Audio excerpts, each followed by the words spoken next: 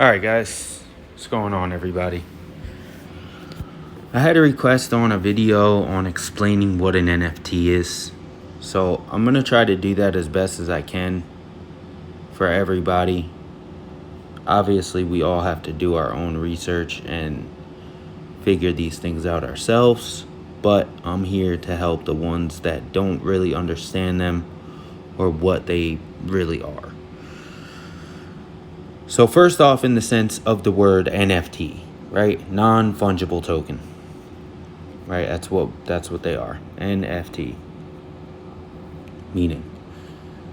Now, for the basic knowledge of them, a non-fungible token is a unit of data stored on a digital ledger called a blockchain that certifies a digital asset to be unique and therefore not interchangeable. They can be used to represent items such as photos, videos, audio, and other types of digital files. So with that meaning, what you can do with an NFT, which I always honestly was having a conversation with my wife about NFTs and how they're important to artists, because think of it like this. When you have a piece of artwork, the first original piece of artwork that was done, let's say just Picasso, right? You have a Picasso piece. Original, worth millions, right? And you can't replicate that. If you do, it's not the original, right? Same thing with an NFT.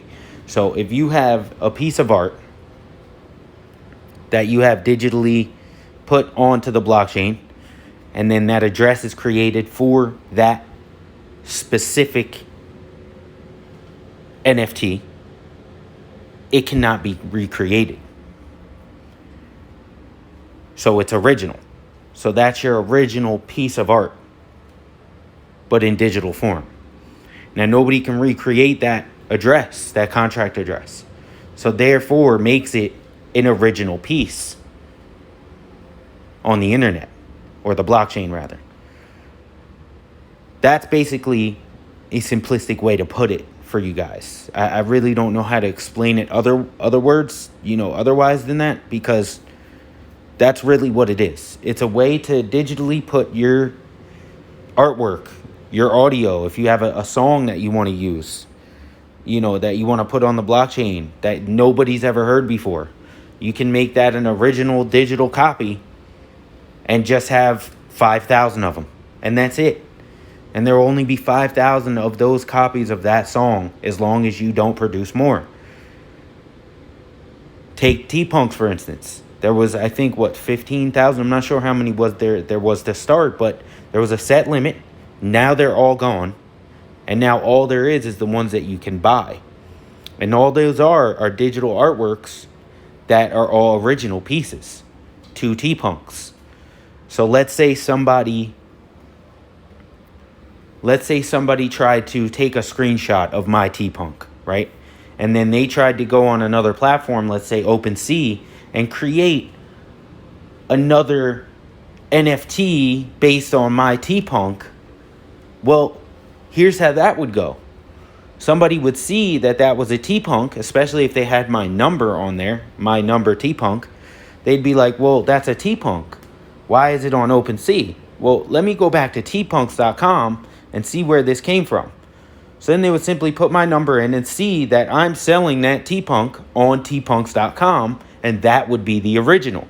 From where that came from, that smart contract address, to my address, you can track it. So if somebody were to take a screenshot and put it on OpenSea, that is not the original, because that is not where it came from. I know it can be a little confusing, but that's the best way I can put it. It's just basically the first one that's made is the original piece. The first contract address that is created is the original digital piece. All right, so I'm going to show you guys a little bit of a difference too here. When you're buying, let's say, Ape NFT, right? So this is Huobi Global. Huobi, sorry. I say that wrong every time I say it. Huobi Global. This is a great exchange. Unfortunately, I can't use it too much. I'm not allowed to do everything because I'm in California or the United States. I'm not sure. I think it's the KYC. I can't do anything with it. Like, you can't put your ID in and stuff like that. I can't hear. So I just wanted to show you guys the NFT zone, though. I don't really use this exchange, but I wanted to show you the NFT zone and go over a couple NFTs with you. Now, Flow. Say we wanted to spot trade Flow and we wanted to buy Flow. This is an NFT company, basically, is the best way to put it. So when you buy this coin here, there's going to be ways to use it within their NFT platform, if not their game, if they have one. Some of them do, some of them don't. Now, when you invest into this on an exchange, you basically are just buying shares, let's say, of Flow to hold on to in here until it goes up so you could sell it for more money, right? But if we go to Flow's website and check out what they have to offer, because like I said, the coin on Huobi is basically just a share that you're buying, right? You're not buying an actual NFT when you're buying Flow, the coin itself.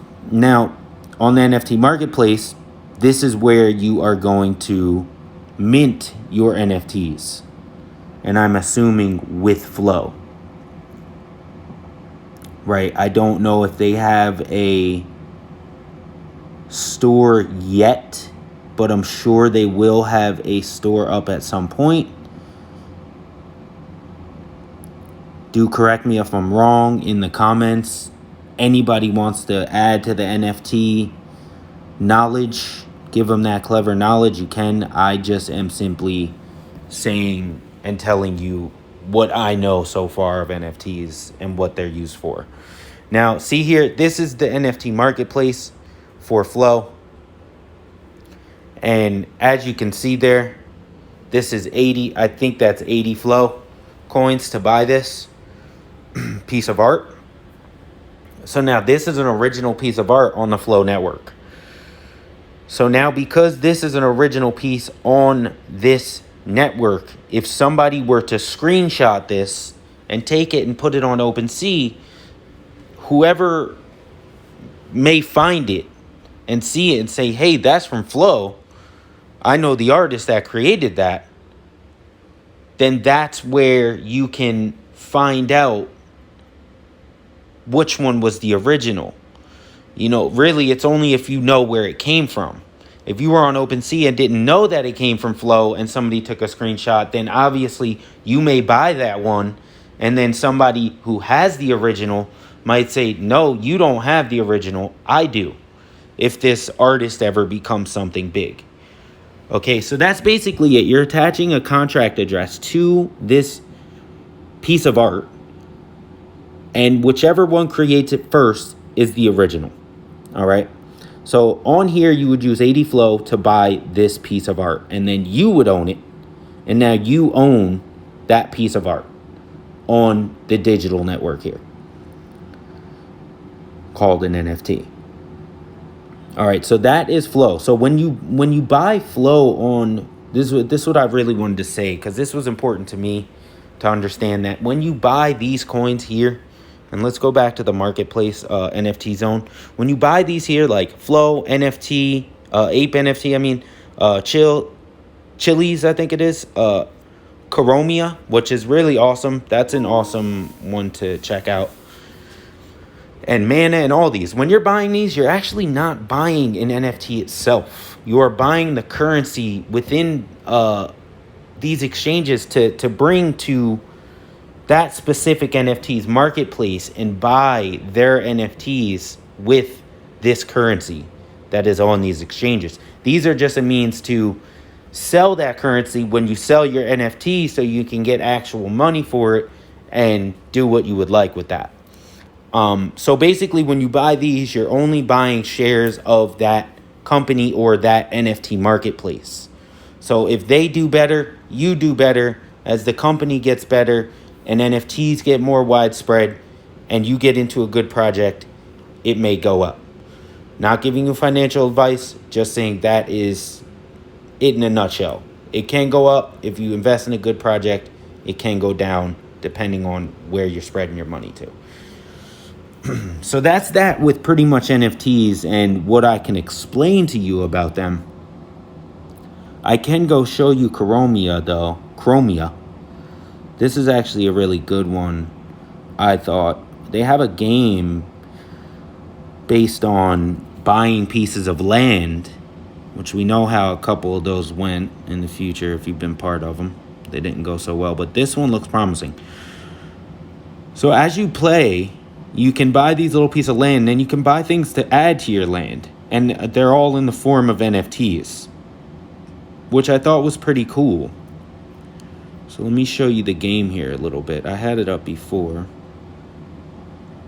Let's see if I can get it up here to show you guys. So these are avatars, virtual islands, in-game assets as houses. Tokens, the main currency game. So you'll have, it's going to be a little bit like DeviCoin. You're going to have the one in-game currency, which here would be Atlas token. And then you can exchange that to NFTs to buy land and use for specific DeFi products. I wanted to show you guys the game before I close this out. If I can find out how I got to it. I think it was here. No, that's not it. Here it is. Go to the market. I wanted to show you guys this whole area here, because this is where you will be able to. I wanted to show you guys how to buy things. Well, basically, I can't find it right now.